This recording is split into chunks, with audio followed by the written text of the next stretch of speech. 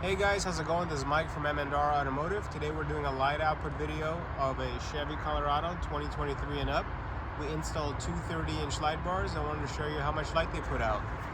These are factory headlights, except they were upgraded to LEDs from halogen, so they're already brighter than factory headlights themselves. So I want to show you how much more light you get over this.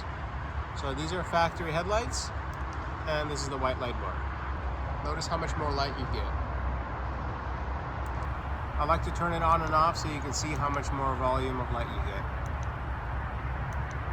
I'm going to do the same thing with the amber light bar. So these are factory headlights with LED upgrades, and this is the amber light bar. Amber is good for fog, rain, bad weather conditions. It doesn't reflect in your eyes like white does. Now I'm going to go ahead and show you guys the difference between the high beams and a light bar. These are factory headlights upgraded with LED bulbs. These are the high beams, and this is the light bar. Look at the trees down ahead and see how much more illumination you get with the light bar. So these are the high beams, and this is the light bar.